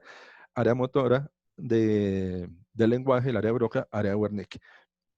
¿Qué pasa a nivel del hombre? Entonces, no, los hombres entonces estamos a nivel de cerebral eh, inferior a la mujer. No, nosotros tenemos más desarrollada esa parte de la comprensión de lectura y esa parte de lo que es la ubicación lógico-espacial. Entonces, fácilmente, digamos, si hoy vamos a mirar la ubicación espacial, un hombre manejando puede manejar con la utilización de los tres espejos, ¿cierto? Mientras que en el caso de las mujeres casi no utilizan el espejo retrovisor ni utilizan el espejo derecho, solo utilizan el espejo izquierdo y fácilmente el tratar de voltear la cabeza como si girara 180 grados para alcanzar a tener un poco más de visión hacia atrás, ¿sí?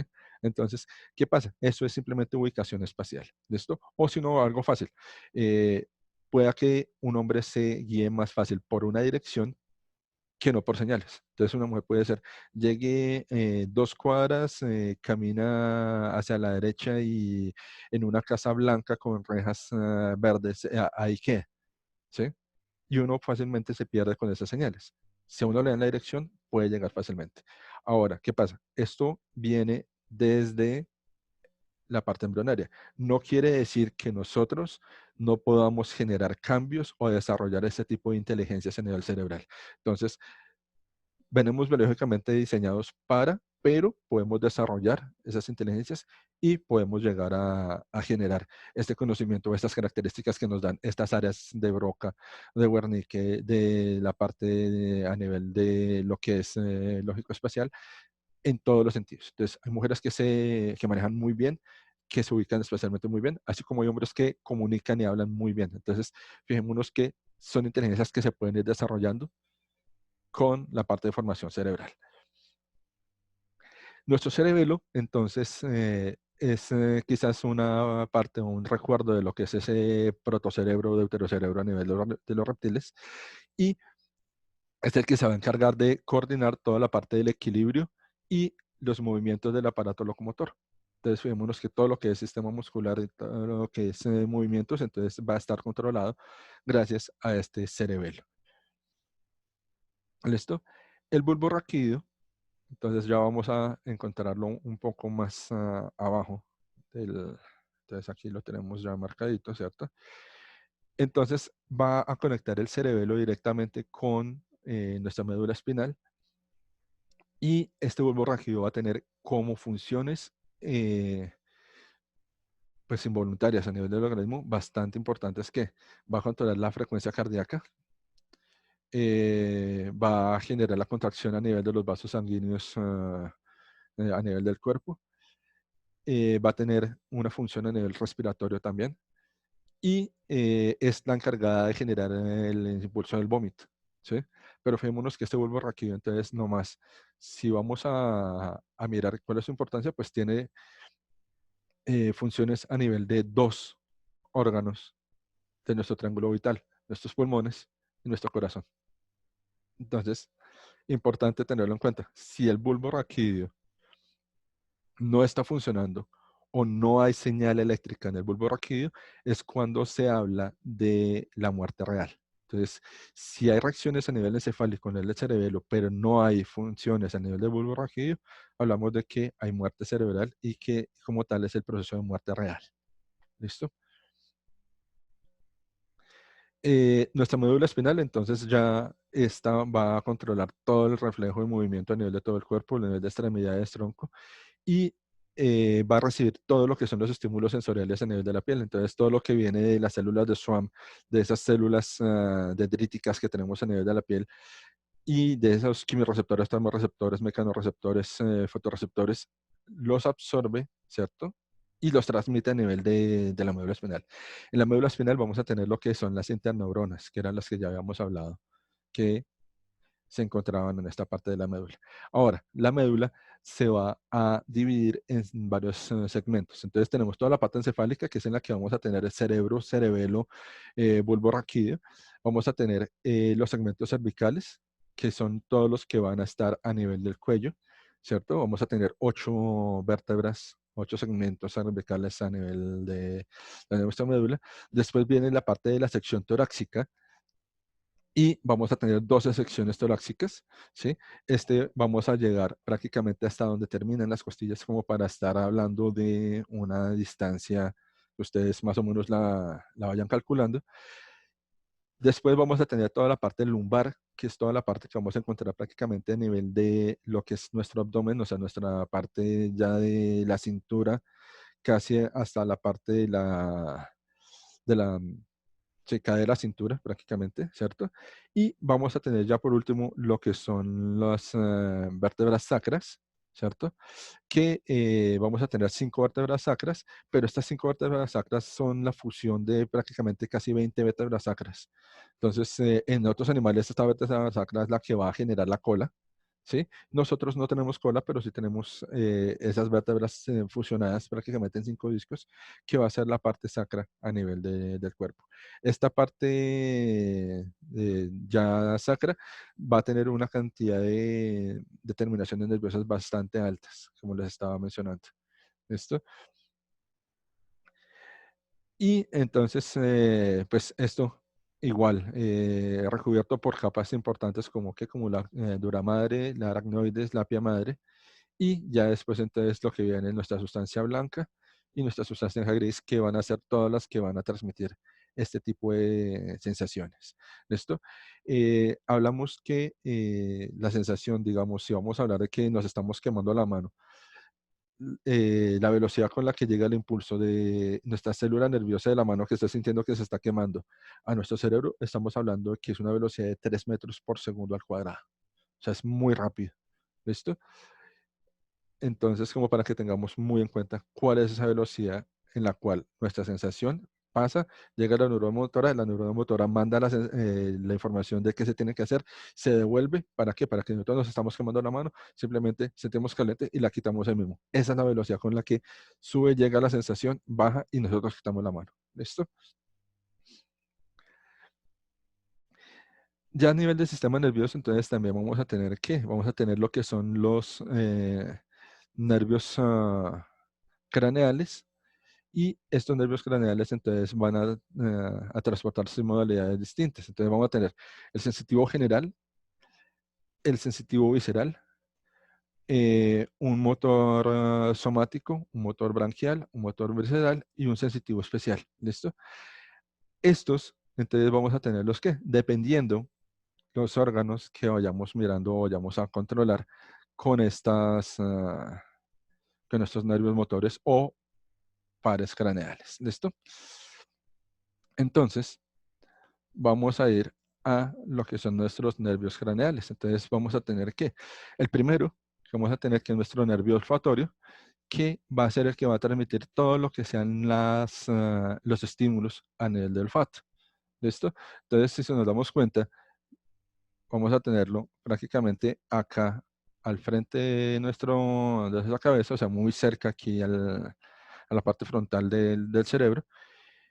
Y todo lo que sean estímulos a nivel olfativo, lo vamos a tener por el nervio olfatorio. ¿Listo?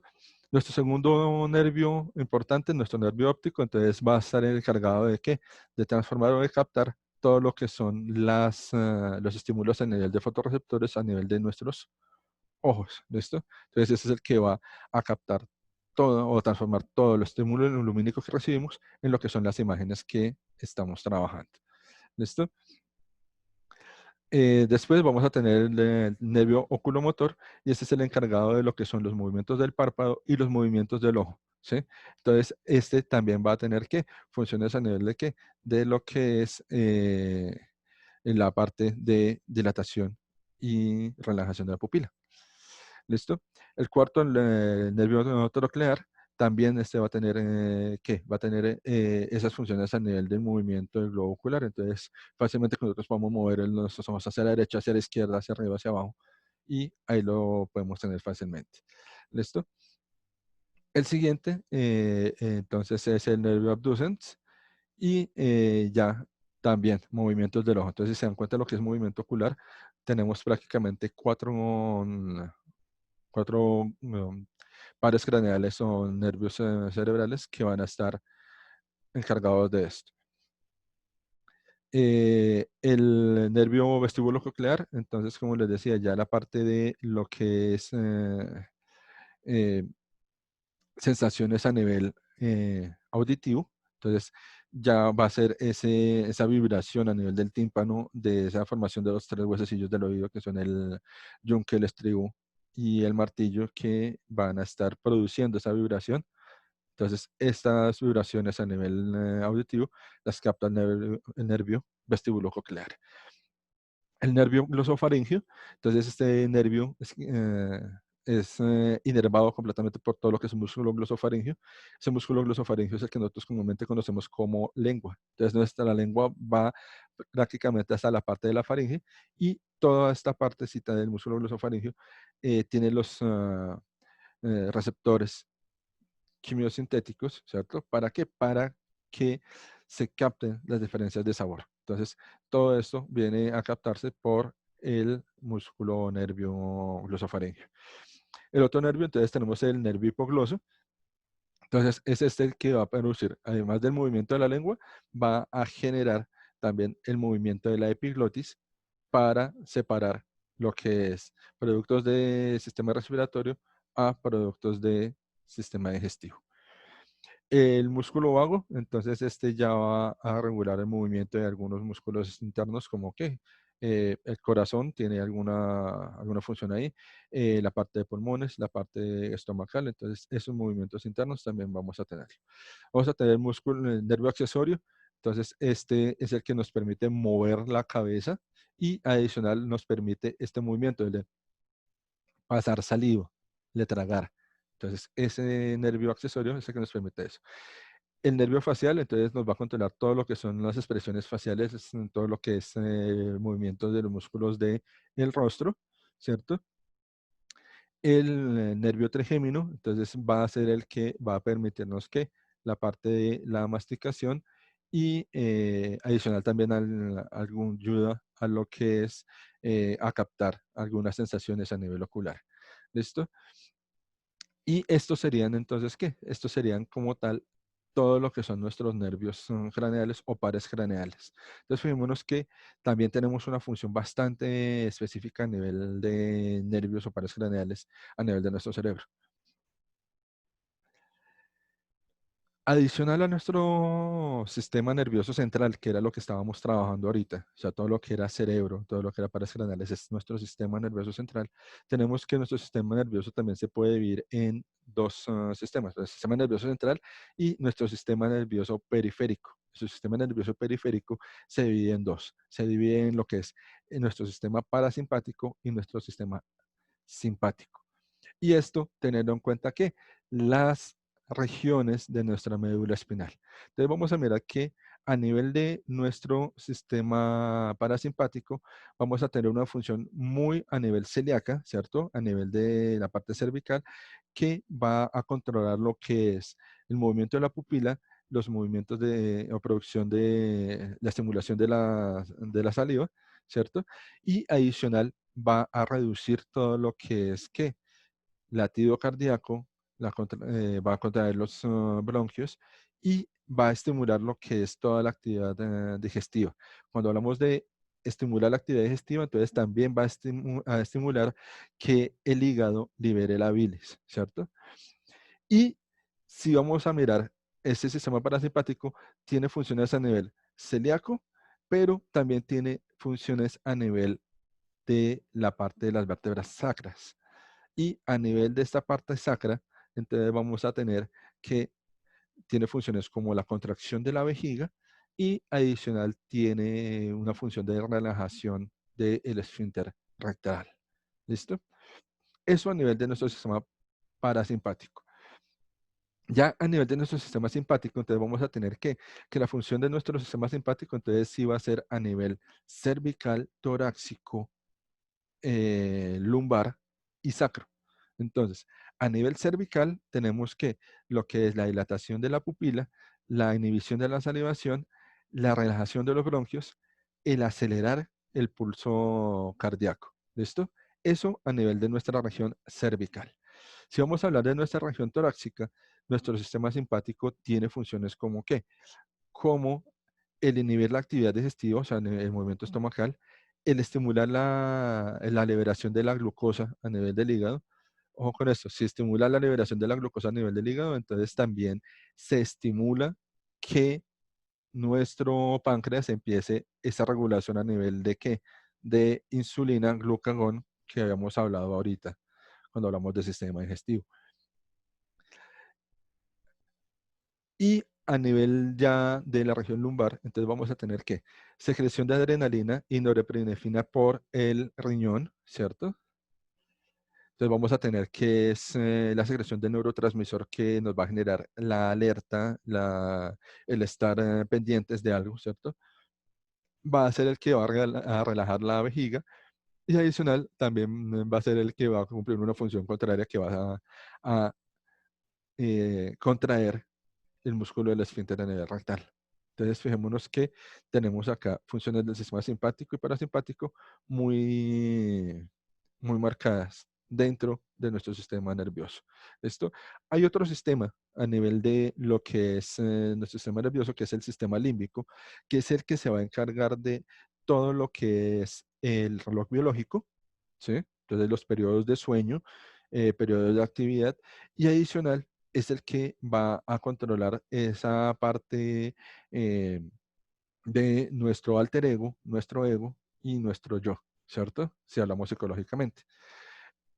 Esto muy marcado a nivel de qué? A nivel de lo que son los periodos de sueño. Entonces, nosotros tenemos 5 periodos de sueño. El primer periodo de sueño, entonces, es un periodo de sueño leve. Es en ese periodo en el cual ustedes se acuerdan y son conscientes de que están despiertos y que se están quedando dormidos. Es el momento en el cual empieza de pronto uno a cabecear en algún momento, ¿cierto? Segundo periodo de sueño es en el momento en el cual ustedes separan la parte de la realidad de su sueño. Entonces ya es un sueño leve. ¿Qué pasa? Ese sueño leve, fácilmente cualquier estímulo, cualquier ruido duro, los hace despertar. Lo que ustedes sueñen en ese primer sueño leve, en ese segundo sueño leve, se van a acordar de ello. Después de esto viene un sueño profundo. En este sueño profundo ustedes no se van a acordar nunca de lo que pasó en este sueño profundo, ¿sí? Pero en este sueño es donde hay algunas personas que inclusive llegan a extremos en los cuales empiezan a realizar las acciones que estaban realizando en el sueño. Entonces, fácilmente es cuando una persona empieza a sufrir de sonambulismo, es cuando hay desórdenes a nivel del sueño profundo. ¿Listo? Después del sueño profundo vuelve periodo de sueño leve, y ya el último periodo, el quinto sueño, que es ese periodo que yo le digo el periodo de los 5 minuticos y me levanto, en el cual ustedes son conscientes de que están dormidos, son conscientes de que se tienen que despertar, son conscientes de que se tienen que levantar, pero dicen 5 minuticos que terminan siendo 2 horas y no se dieron cuenta, no tuvieron concepción completa del tiempo. Entonces, esos 5 periodos de sueño los maneja el sistema límbico.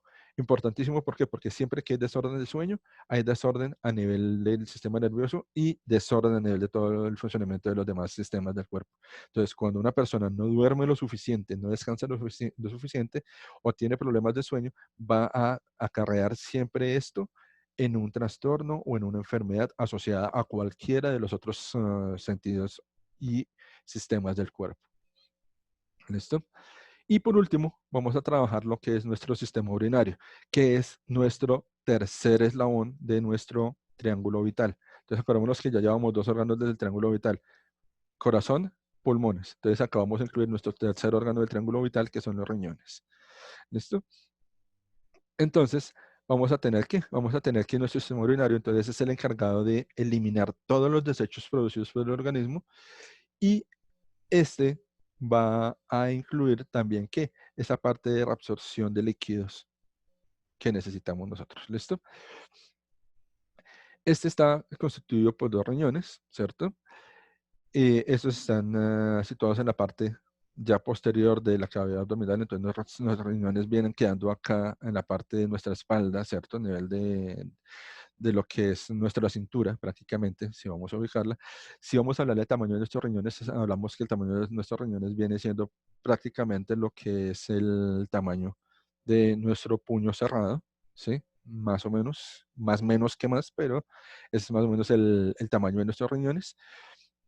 Las células específicas de nuestros riñones, que son las que van a hacer este filtrado, esta eliminación de toxinas, entonces van a ser los nefrones, ¿sí? Estos nefrones vienen siendo evolución de las células que encontrábamos en los artrópodos como células de excreción, que eran los nefridios, ¿sí? Entonces vamos a tener que es una evolución completa de este tipo de células, ¿sí? Y como tal, nuestro producto a nivel de lo que es sistema urinario es la orina, ¿sí? Que es la eliminación de esos residuos, esas toxinas que venían de qué? De la sangre. ¿Listo? Después de los riñones, entonces vamos a tener ¿qué? Vamos a tener los uréteres. Entonces estos uréteres son tubos huecos que van a estar midiendo más o menos entre 10 a 12 pulgadas de largo. Entonces estamos hablando que vienen siendo casi 40, 50 centímetros, hablando de los centímetros, ¿sí? Y la función que es llevar la orina del riñón hasta la vejiga. Sencillita. No es más la función de los uréteres.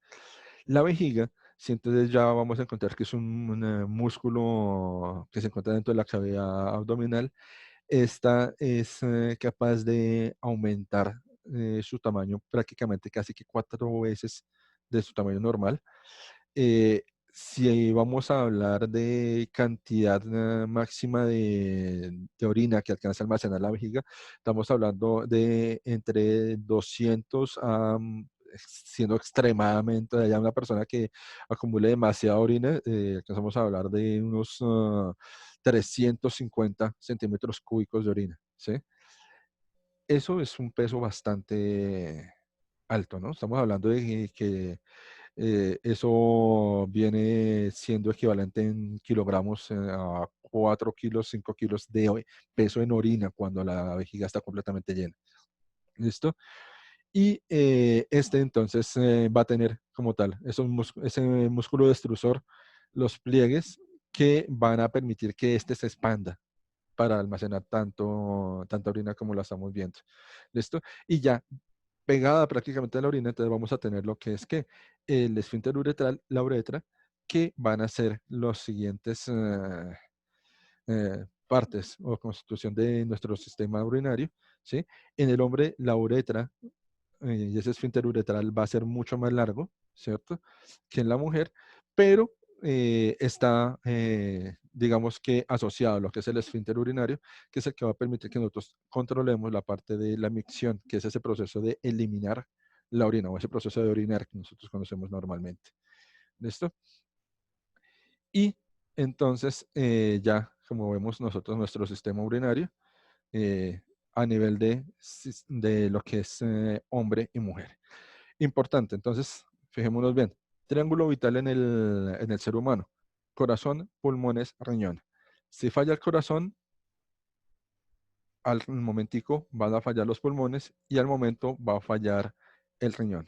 Entonces, paro cardíaco, si no se salga una persona de paro cardíaco, ¿qué vamos a tener?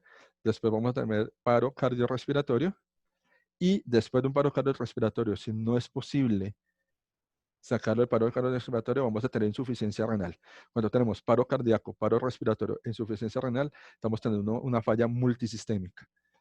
Cuando hay falla multisistémica, por lo general, la persona muere y si puede salir de esta falla multisistémica, va a quedar con secuelas. ¿Por qué? Porque la falta de oxígeno a nivel cerebral, la falta de nutrientes, la acumulación de toxinas a nivel del cuerpo puede generar daño a nivel de cualquiera de los sistemas. ¿Cuál sería la pregunta? Y por lo general es la que siempre me hacen pero si el cerebro es el que controla absolutamente todo el cuerpo, ¿por qué no lo incluye dentro del triángulo vital?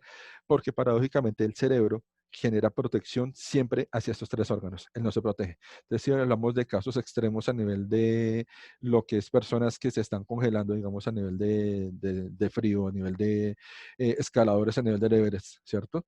Entonces, ¿qué pasa? Que el cerebro manda la información de qué? De que toda la concentración de calor, de energía, se concentre hacia estos tres órganos, corazón, pulmones y riñón. Entonces, ustedes se pueden encontrar una persona que perdió la nariz, perdió las orejas, perdió los dedos de las manos, los dedos de los pies congelados, pero la única parte que se mantuvo con la temperatura necesaria para que siguiera funcionando todo el cuerpo fue la parte torácica y abdominal. Entonces, ¿el cerebro qué hizo? No se protegió él, pero sí protegió corazón, pulmones y riñón, que son los encargados de mandarle oxígeno y mandarle a todo el cuerpo las sustancias necesarias para que funcione. Entonces, por eso se llama triángulo vital, corazón, pulmones y riñón. Ya a nivel de lo que es el cerebro, pues dentro de toda su maravilla de funcionamiento, porque es impresionante lo que podemos hablar de cerebro. O sea, si hablamos de sistema nervioso y hablamos de solo cerebro, estaremos hablando, yo creo que podemos hablar años de todas las funciones y todas las maravillas que puede llegar a hacer el cerebro. Y esto pues ya enmarcado dentro de todo lo que es el funcionamiento del cuerpo. ¿Listo?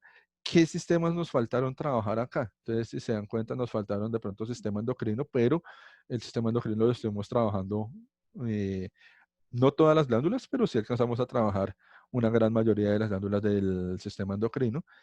Eh, Nos faltó la parte del sistema óseo, pero como yo les dije, importante que tengamos en cuenta que la parte de hueso más duro, la parte de nuestro hueso craneal, eh, en algún momento me hablaban de la chalaza, que era como el huequito que nacía en el bebé, como por acá, que comúnmente dicen que es para respirar, falso. ¿Qué pasa? Que los huesos del cráneo, en el momento en el que van a nacer el bebé, todavía no están osificados ni unidos completamente. Entonces, ¿qué pasa? Los huesos del cráneo en el bebé, en el momento que va a salir por la cavidad vaginal, se van a montar así, ¿cierto? Entonces todavía no están justificados completamente. Entonces los huesos se montan ¿para qué? Para que la cabeza pueda salir más fácilmente. Y después de que sale, simplemente los huesos vuelven a su ubicación. ¿Sí? Va a quedar un espacio entre los huesos del cráneo que va a estar cartilaginoso. Más o menos en una semana, semana y media, ese cartílago se empieza a osificar y forma el cráneo completamente. No tiene ninguna función respiratoria. Entonces, no, es que el bebé se atoró y venga, soplémosle la chalaza o la mollerita y soplémosle ahí la cabecita. No tiene nada, ninguna función. O sea, es un mito. ¿Por qué? Porque simplemente es que ese cartílago que se va a osificar y me va a terminar de formar completamente el cráneo del bebé. ¿Listo? Huesos más largos, lo que son la parte de la formación a nivel del fémur, ¿cierto? De pronto formaciones a nivel de las manos y, importante, los huesos más pequeños del cuerpo, que son el yunque, el martillo y el estribo. Como tal, el más pequeñito, el estribo. ¿Formando qué? Formando lo que es los huesecillos del oído. ¿Listo? Y sistema muscular, pues si se dan cuenta, trabajamos todo lo que fue el sistema muscular sin llegar a ubicar los músculos. ¿Por qué? Porque igual ustedes los músculos los ubican fácilmente. Si yo les digo tríceps, entonces sabemos que es la parte posterior del brazo, bíceps, la parte frontal del brazo, ¿cierto? Lo que son escápulas, entonces nos montamos acá. Entonces fácilmente podemos nosotros estar ubicando lo que son músculos y huesos fácilmente, ¿sí? Tenerlos en cuenta. Si se dan cuenta, a nivel de lo que es sistema óseo y sistema muscular, importantes a nivel de tejido. ¿Sí? O sea, la importancia de estos no está tanto en el órgano, en el saber que yo tengo el esternocleidomastoideo a nivel del cuello. ¿Sí? Eh, o que a la lengua entonces se le llama músculo glosofaringeo. ¿Sí? Esa no es la importancia del sistema muscular, sino la importancia es como tal el tejido muscular dentro de los órganos y dentro del cuerpo, qué es lo que está haciendo. Entonces, si nos dimos cuenta, tiene una importancia bastante alta. ¿Listo? Y a nivel del sistema óseo, entonces también, ¿cómo se va a dar esa transformación a nivel del hueso? Esa entre osteoblasto y osteocisto. Osteoblasto, osteoclasto y osteocito, que va a ir alargando el hueso, generando el hueso y degradando el hueso, ¿cierto? Entonces, ¿cómo se da esa regeneración del sistema óseo para ir manejando? Estos temas así nos dan de pronto una idea de cómo se va a dar el funcionamiento del cuerpo. Como les dije, esto es un brochazo impresionante. Se nos hemos quedado hablando de cada uno de los sistemas, de cada una parte de la histología de cada uno de los sistemas, de cada uno de los órganos. Pues habíamos tenido que trabajar esas 200 tipos de células distintas de las 50.000 tipos de células que tenemos especializadas a nivel del cuerpo. Y eso nos da para hablar años completos. Entonces, pues esto sería como tal la clase del día de hoy. Ya nos quedaría una última clase que sería la parte de anatomía, histología y fisiología vegetal, que sería la de la próxima clase. Y para terminar, entonces, un simple ejercicio, digamos, para eh, que ustedes tengan ese funcionamiento de su cerebro. Entonces, tenemos acá un ejercicio de la bailarina. eh, la bailarina puede estar girando hacia la derecha o hacia la izquierda. Si les gira hacia la derecha, entonces ustedes están utilizando mucho más su hemisferio izquierdo. Si les gira hacia la izquierda, están utilizando mucho más su hemisferio derecho. ¿Listo? Si son capaces de parpadear y hacer que cambie de sentido el giro de la bailarina, quiere decir que estamos utilizando nuestros dos hemisferios. ¿Listo? Entonces, pues con esto terminaremos la clase del día de hoy. Espero que les haya quedado claro y pues que les sirva este barrido a nivel de la anatomía, la histología y la fisiología a nivel del cuerpo humano. ¿Listo?